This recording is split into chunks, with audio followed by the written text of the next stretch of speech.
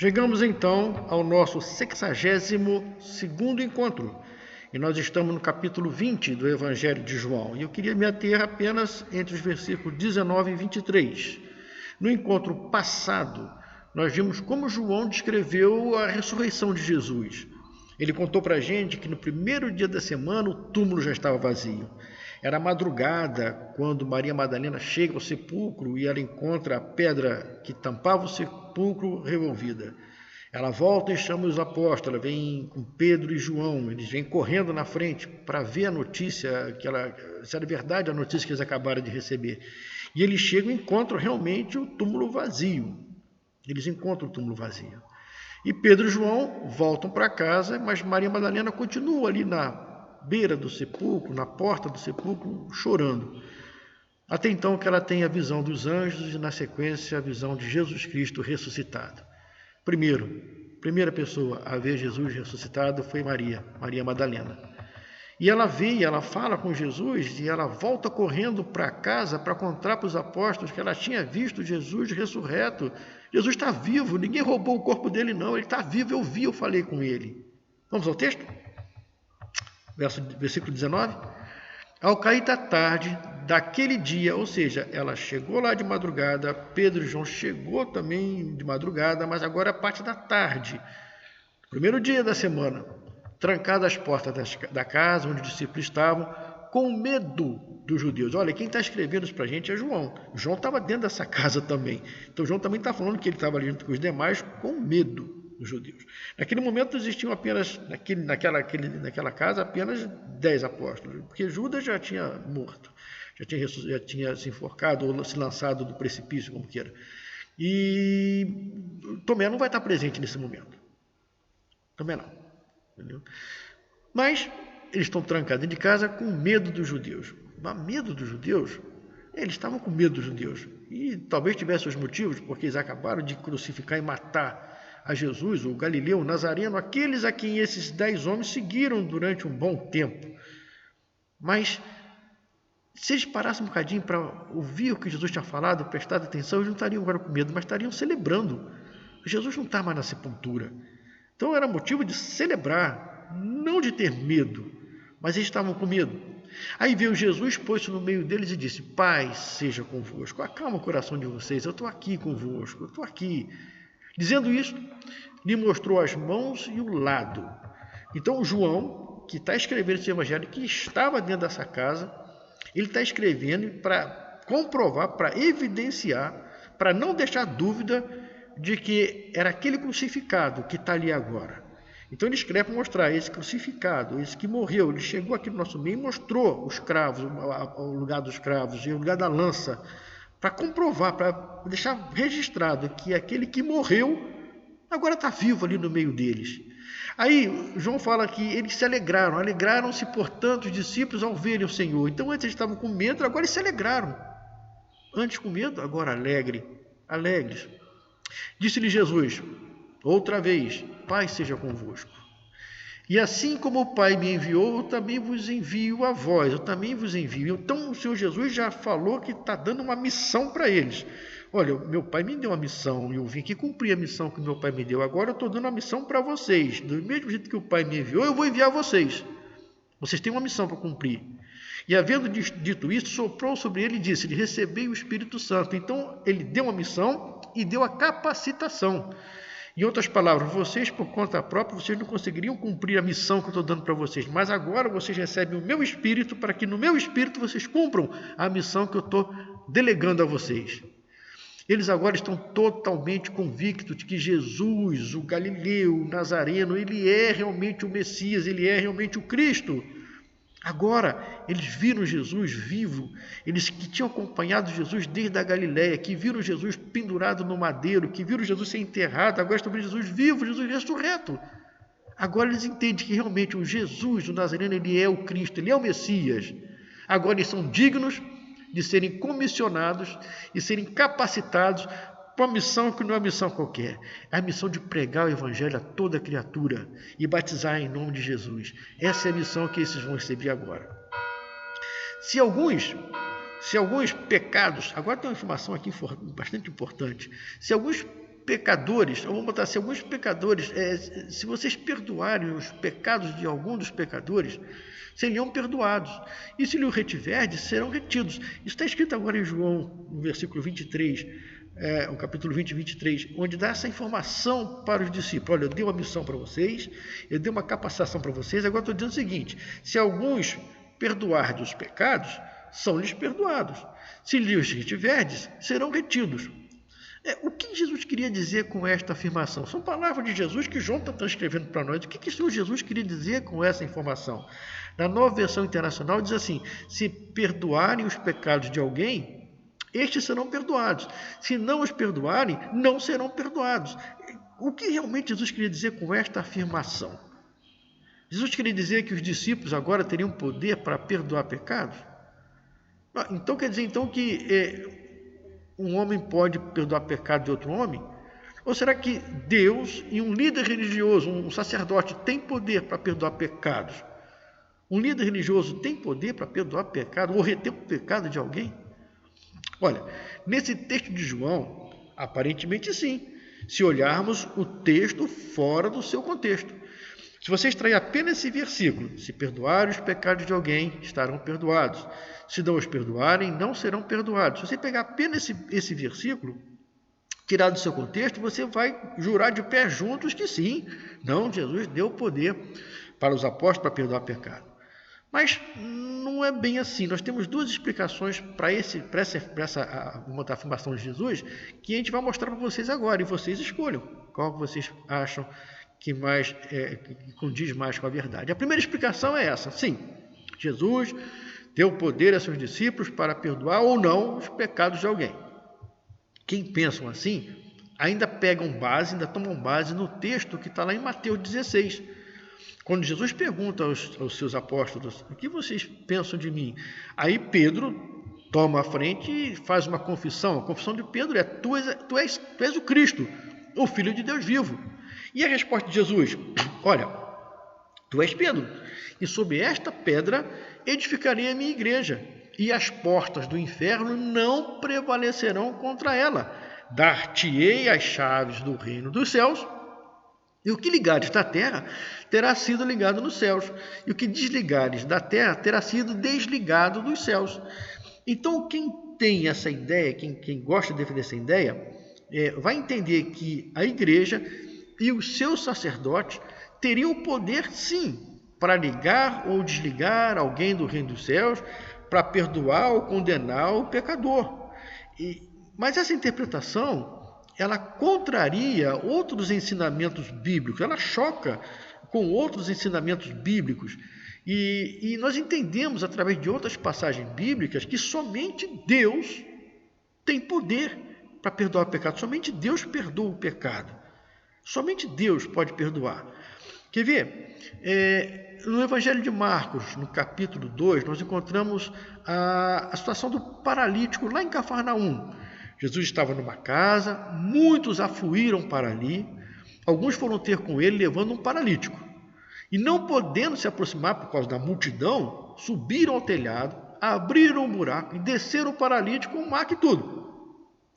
Vendo-lhe Jesus a fé, disse ao paralítico: filho, os teus pecados estão perdoados. Opa, os teus pecados estão perdoados. Mas alguns dos escribas, os doutores da lei, que estavam ali assentados, arrazoavam em seu coração. Eles não falavam, eles simplesmente remoíam dentro deles essa palavra de Jesus: os teus pecados estão perdoados. Por que fala ele desse modo? Isso é uma blasfêmia. Está passando no interior dos escribas. Porque quem pode perdoar pecados? Não um que é Deus. Os escribas conheciam muito bem as escrituras, conheciam muito bem as profecias. Então eles sabiam perfeitamente, através das escrituras que eles decoravam, que eles tinham em mãos, que eles faziam cópias, que só Deus poderia dar o perdão. Eles conheciam, por exemplo, os textos de Isaías. Para nós, hoje, o capítulo 43, verso 25, quando Deus fala, eu mesmo, Deus falando, eu mesmo, sou que apago as tuas transgressões por amor de mim, e dos teus pecados, não me lembro. É Deus falando isso. Ele se lembra também que Isaías falou, para nós, no capítulo 44, verso 22, Deus falava assim: desfaço as tuas transgressões como a névoa, e dos teus pecados como nuvem. Então eles tinham a informação de Isaías que somente Deus pode apagar as transgressões do pecador, que somente Deus pode dissolver com uma névoa as transgressões de um pecador. Tinham também informação de Daniel. Para nós, no capítulo 9, verso 9, Daniel fala assim: ao Senhor nosso Deus pertence a misericórdia e o perdão. Então eles tinham informação de Daniel que somente Deus pode ter misericórdia e perdoar a nós pecadores. Mas voltamos lá na casa, lá em Cafarnaum. E Jesus, percebendo logo que por seus espíritos, ou seja, Jesus percebendo por seu espírito que eles arrazoavam, que eles pensavam, que estava remoendo dentro deles, disse-lhes: por que arrazoais sobre essas coisas em vosso coração? O que é mais fácil? Dizer ao paralítico: estão perdoados os teus pecados? Ou dizer: levanta-te, toma o teu leito e anda? Ora, para que saibais que o Filho do Homem tem sobre a terra autoridade para perdoar pecados, disse ao paralítico: eu te mando, levanta-te, toma o teu leito e vai para casa. Então ele se levantou e no mesmo instante tomou o leito, retirou-se à vista de todos, a ponto de se admirarem todos, a palavra aqui é todos, inclusive os escribas, e darem glória a Deus, dizendo: jamais vimos coisa assim. Então, os escribas estavam meio certo, meio errado. Por quê? Porque eles reconheciam que somente Deus poderia perdoar pecados. Mas eles não conheciam, não entendiam ainda que Jesus era o próprio Deus. Jesus é o próprio Deus. Eu e o Pai somos um. Eles entendiam que só Deus pode perdoar pecados. Eles só não entendiam que aquele nazareno, aquele galileu que estava na frente deles ali, era o próprio Deus. Era a encarnação do Filho de Deus. Logo, em conformidade com as Escrituras, só Deus pode perdoar o pecador. Uma segunda explicação, que essa é a que eu penso, que eu acredito, que é mais contextualizada, diz que Jesus estaria atrelando a remissão dos pecados à mensagem do Evangelho. Lembra do texto que nós lemos? Primeiro Jesus apareceu, se apresentou a eles. Jesus deu uma missão: olha, do jeito que meu Pai me enviou, eu vou enviar vocês. Vocês têm uma missão. A missão de vocês será pregar o Evangelho a toda criatura e batizar aqueles que aceitarem o nome de Jesus para a remissão dos pecados. Essa é a missão que eu vou dar para vocês. Mas eu sei que vocês, por conta própria, não serão capazes de cumprir essa missão. Então eu vou capacitar vocês. Eu vou dar o meu Espírito Santo para que vocês preguem a mensagem da salvação com o poder do Espírito Santo. Aqueles que ouvirem a mensagem e aceitarem a mensagem serão perdoados. Aqueles que não aceitarem a mensagem não serão perdoados, os pecados vão ser retidos. Eu posso ver por esse ângulo, entendo por esse ângulo, que os discípulos receberam o poder do Espírito Santo para pregar o Evangelho. Jesus deu a missão, uma capacitação. O ímpio, a pessoa natural, ao entender o Evangelho, aceitar a Cristo, automaticamente recebe perdão dos seus pecados. Você aceita a Cristo, os seus pecados são perdoados. E os que se recusarem a aceitar o Evangelho, as verdades do Evangelho, a Cristo como Messias, não recebem perdão dos seus pecados. O pecado fica retido. Nós não vemos em nenhuma passagem do Novo Testamento um discípulo sequer usando a prerrogativa de perdoar ou não um pecador. Não vemos nenhum dos apóstolos no Novo Testamento, na igreja primitiva, usando essa prerrogativa. Olha, eu tenho poder para te abençoar, para te absolver, eu tenho poder para manter teus pecados retidos. Então, diante da tua confissão, da tua profissão, do teu arrependimento, eu vou te conceder o perdão. Ninguém vê isso de nenhum dos apóstolos durante todo o Novo Testamento. Temos exemplos? Temos sim. Olha só, de acordo com Atos, livro de Atos, no capítulo 2, a igreja primitiva brotando, a igreja primitiva nascendo. Aí nós vemos o discurso de Pedro, relatado ali para nós no Atos capítulo 2. Pedro, cheio do Espírito Santo, prega o Evangelho e 3.000 pessoas ouvindo essa pregação, compungiu-se-lhes o coração e perguntaram a Pedro e aos demais apóstolos: o que faremos, irmãos? Respondeu-lhe Pedro: arrependei-vos e cada um de vós seja batizado em nome de Jesus Cristo para a remissão dos pecados. Já que eles estavam compungidos, a palavra compungido significa arrependidos, mas arrependidos mesmo. Pedro poderia falar para eles: olha, já que vocês se arrependeram, então com o poder que eu tenho, eu perdoo o pecado de vocês. Mas não foi isso que Pedro fez. Pedro falou, arrependam-se, sejam batizados em nome de Jesus para a remissão dos vossos pecados. Não é que o batismo também vai lavar pecado, não é. É que o arrependimento de você aceitar a Cristo como Jesus vai redimir seus pecados. O batismo é uma demonstração pública de que você agora é um cristão, que você aceita agora a Cristo, que você agora quer defender o Evangelho, quer proclamar o Evangelho, que você agora é um cristão. Então o arrependimento, a conversão, filho, isso aí apaga muitos pecados, é para remissão dos pecados. Quer ver outro exemplo? Atos também, igreja primitiva nascendo, Simão o Mágico, Atos 8, Lucas vai nos dizer o seguinte, que Filipe, um cristão convicto, cheio do Espírito Santo, estava lá em Samaria, anunciando o Evangelho de Cristo, e samaritano não se dava com o judeu. E aqui nós temos um judeu em Samaria falando as verdades de Jesus Cristo. E quando ele prega o Evangelho, fala as verdades do reino, os espíritos imundos saem gritando, paralíticos ficam curados. Houve alegria em Samaria. Ora, havia certo homem chamado Simão, que ali praticava magia, mágica, que iludindo o povo de Samaria, ensinando ser ele um grande vulto, a qual todos davam ouvidos, do menor até o maior, dizendo, este homem é o poder de Deus, chamado grande poder. Aderiram a ele porque havia muitos os iludia com mágica. Então esse Simão ele fazia mágicas e essas pessoas acreditavam nas mágicas que ele fazia e pelas mágicas que ele fazia acreditavam que ele tinha um grande poder, o grande poder de Deus nas mãos desse homem.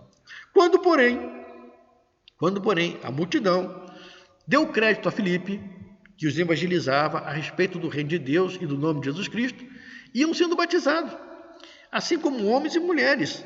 Agora tem uma mensagem nova chegando aqui em Samaria, e essa mensagem é boa, e nós vamos aceitar essa informação, vamos aceitar essa mensagem. Começaram a se converter, a acertar-se com Cristo. Lucas nos fala que o próprio Simão abraçou a fé. O próprio Simão Mágico abraçou a fé. E tendo sido batizado, ele foi batizado, acompanhava Filipe, observando extasiado os sinais e os grandes milagres que Filipe praticava. Então ele estava ali convertido, acredito eu, batizado, mas estava ali acompanhando Filipe pelas maravilhas que Filipe estava realizando. Muito bem. Quando os apóstolos que estavam lá em Jerusalém escutaram que lá em Samaria a palavra de Deus estava sendo propagada e estava tendo êxito, enviaram-lhe Pedro e João, os quais, descendo para lá, oraram por eles, para que recebessem o Espírito Santo, porquanto não havia ainda recebido o Espírito Santo, nenhum deles tinha ainda recebido o Espírito Santo, mas somente haviam sido batizados em nome de Jesus. Então, lhes impunham as mãos, os apóstolos lhes impunham as mãos, e recebiam o Espírito Santo. Vendo, porém, Simão, olha o Simão aqui, que de fato, pelo simples fato de imporem as mãos os apóstolos, era concedido o Espírito Santo, ofereceu-lhes dinheiro, propondo, concedei-me também a mim este poder, para que aqueles que sobre eu puseram as mãos, recebam também o Espírito Santo. Então aquele homem que fazia as mágicas, que viu que estava perdendo o terreno, as pessoas estavam procurando mais agora o Evangelho do que as mágicas, ele vê o poder acontecendo, as pessoas sendo batizadas no Espírito Santo, pela unção, pela imposição das mãos dos apóstolos, ele vai querer comprar esse dom, ele oferece dinheiro. Pedro se irou. Pedro respondeu, o teu dinheiro seja contigo para a tua perdição, pois julgaste adquirir por meio dele o dom de Deus. Não tens parte nem sorte nesse ministério, porque o teu coração não é reto diante de Deus. Arrependa-te, pois da tua maldade, e roga ao Senhor, talvez te seja perdoado o intento do coração, pois vejo que está em fel de amargura e em laço de iniquidade. Respondendo, porém, Simão lhe pediu, rogai vós por mim ao Senhor, para que nada do que disseste sobrevenha a mim. Eles, porém, havendo testificado a palavra do Senhor, voltaram para Jerusalém e evangelizavam as muitas aldeias dos samaritanos. Lucas não nos diz que Pedro rogou para o Simão. Quando Simão vai pedir para ele, então roga por favor para que não aconteça comigo, é um sinal de arrependimento da parte dele. Estou arrependido, não devia ter feito isso, me ajuda, intercede por mim, roga a Deus para que não aconteça comigo o que você falou. Lucas não nos fala que Pedro fez isso, nem João, mas sim testificaram da palavra do Senhor e voltaram para Jerusalém.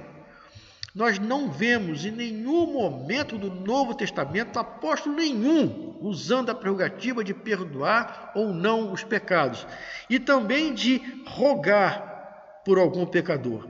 Não tem isso no Novo Testamento. Pelo contrário, eles nos ensinam que se confessarmos o nosso pecado a Ele é fiel e justo para nos perdoar o pecado. O apóstolo tem sim o poder de declarar a pessoa perdoada. Já que o pecador, ouvindo o Evangelho, aceitando a Cristo, arrepende-se, converte, passa a seguir a Cristo, passa a obedecer a Cristo, o apóstolo, o discípulo, pode declarar aquela pessoa como uma pessoa perdoada por Cristo Jesus.